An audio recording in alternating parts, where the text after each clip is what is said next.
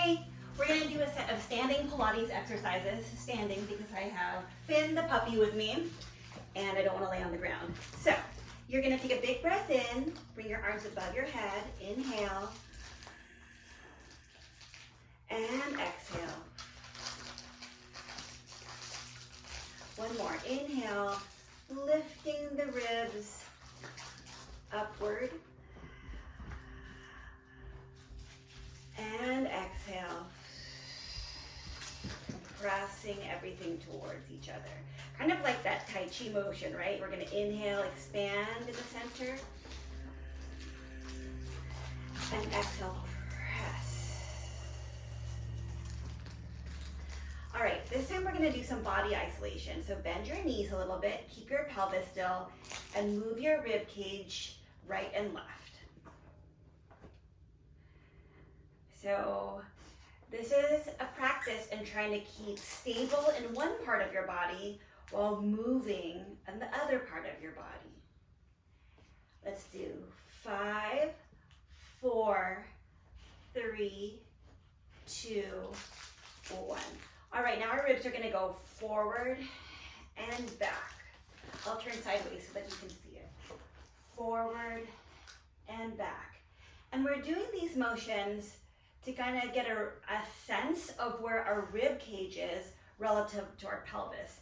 And that's important in finding your home base or your neutral spine. We're gonna inhale, chest forward, exhale, press it back. 5, 4, 3, 2, 1. All right, straighten your legs. Got a little bit of a squat going on there, a little mini squat. Now we're gonna keep the rib cage still and move the pelvis. So bend your legs again. It's a little easier to isolate or move these body parts with your legs bent. Okay, keep the rib cage still and move your hips right and left. Try to let your arms relax. Keep this tension, enough tension here to keep it still, but you don't have to be super tightened up.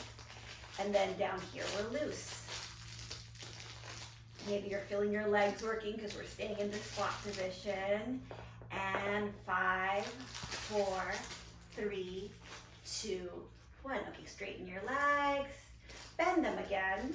And now hips are gonna come forward and back. And it's like that pelvic tilt that we typically do when we're lying down. Tilt your tailbone forward and then tip it back.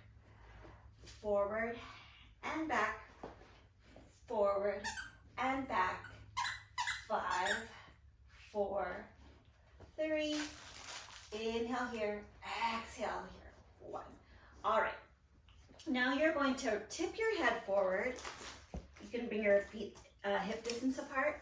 Let your arms dangle and round yourself forward. Letting everything dangle down. Your knees are gonna be not locked, just a little bit soft. And then roll yourself back up.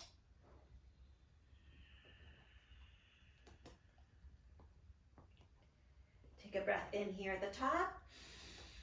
Exhale, pour yourself forward. Let your arms dangle, your legs are vertical. They're not set, your hips are right on top of your heels. And pull yourself up, stacking yourself up.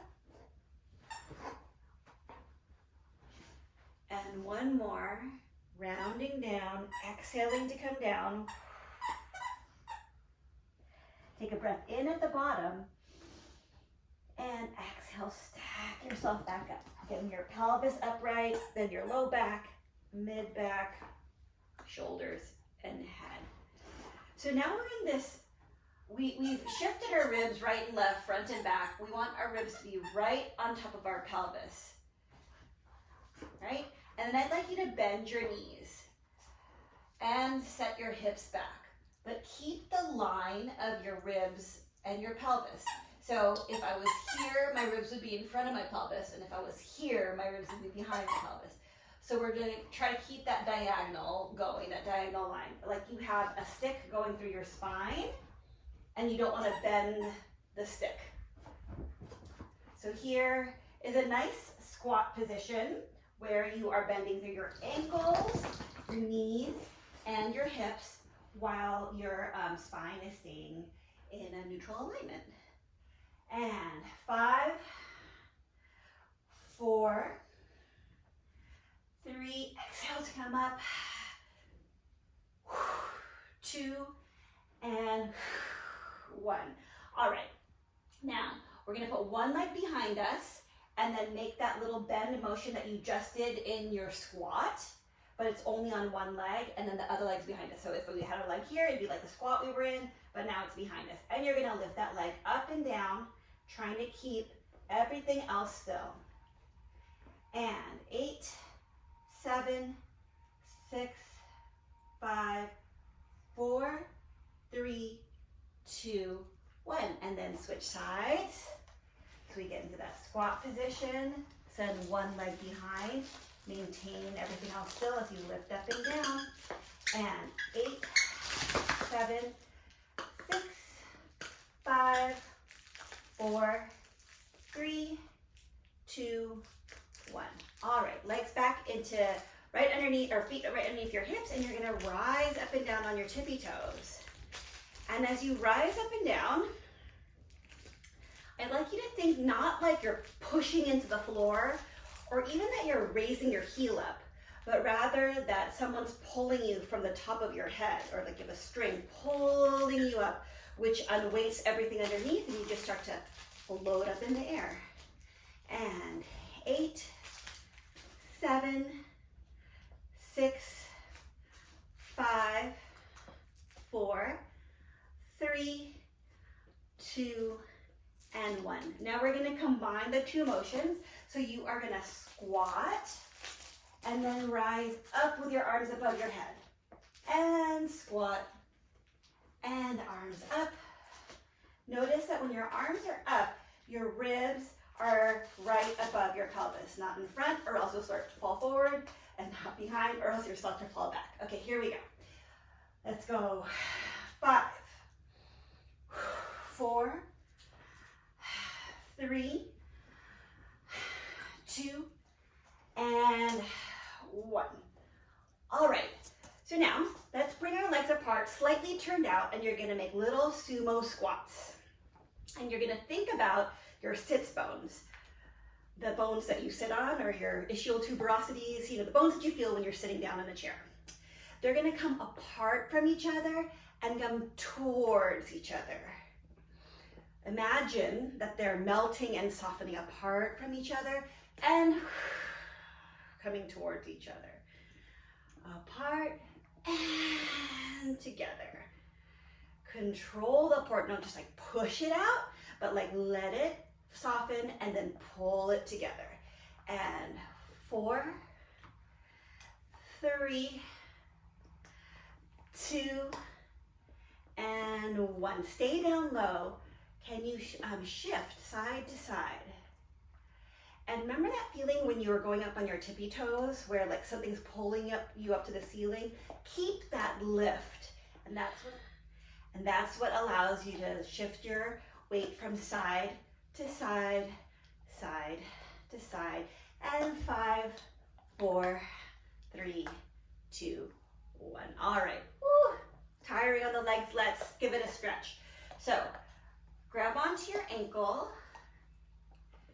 and I'm sure most of you guys have done the stretch before, but what I want you to be careful of is to not arch your back here. If you need something to hold on to for balance, fine. But if you're here or here, you're not really feeling much. You gotta keep your legs pretty close to each other, not over here, and then make sure that you're not arching your back to get a good stretch at the front of your thigh. And then switch sides. I keep looking at my watch because it has the video on it. Sometimes I end up inadvertently zooming in when I don't need to. I guess that's what inadvertently means. Okay, all right, so more now. So we are gonna go into the squat position and send one leg out and back in, and the other leg out and back in, which is a great leg exercise, right? But we're doing it in preparation for being able to jumping jack. This knee's feeling funny, so my leg keeps like kind of wavering in. And 5, 4, 3, 2, and 1. All right. So now let's step out and in, out and in. And when you step out, I'd like you to feel like you're not dumping everything down. I'd like you to feel like you're holding everything from underneath. Okay, so out and in. It's like it lifts and comes in. Lifts and comes in.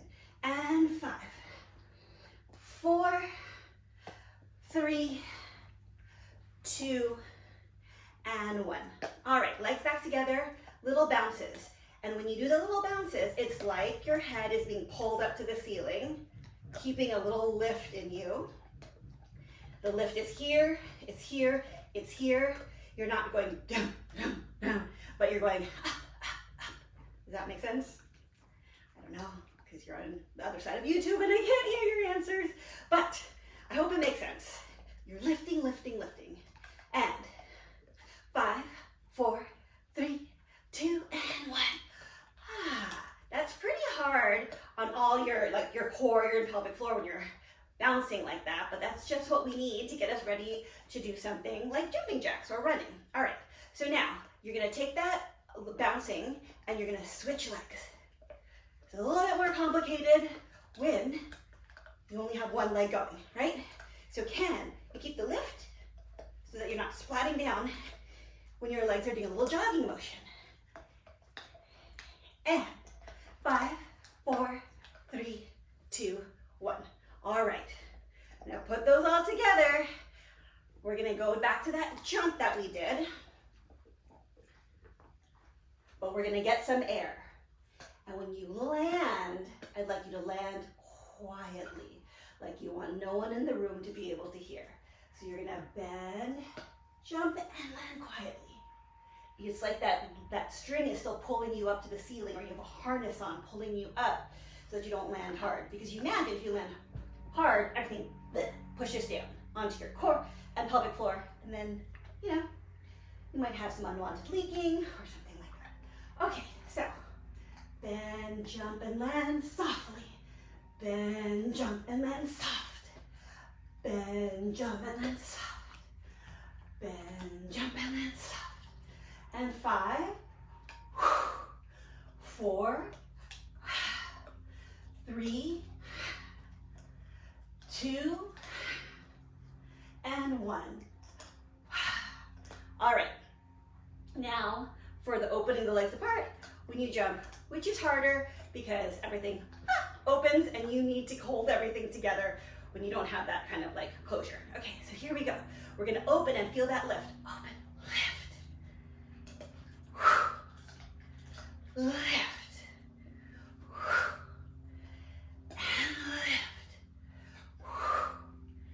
And lift.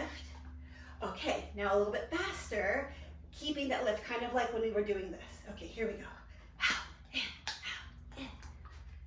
Keeping that lifting up from the inside so that you're not splatting down. 5, 4, 3, 2, and 1. All right, now for the jumping jacks, which is the hardest version because your arms are up. Your arms are down. It kind of helps you like lock everything together, but now your arms are coming up. So arms are gonna come up, legs are gonna go out, but you're gonna feel the lift on the inside.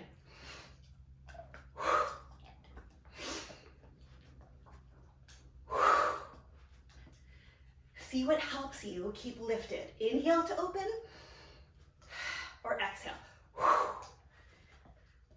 5, 4, 3, 2, and 1. All right, now let's put it all together for the jumping jacks. We can do 5 of them. Ready? Here we go. 5, 4, 3, 2, 1. All right, so that went from easiest to hardest. I hope you guys enjoyed that and learned a little bit something about how to protect your core and your pelvic floor when you're doing things like jumping. And you got a little standing workout thanks to Finn, who has chewed his toy into pieces. All right.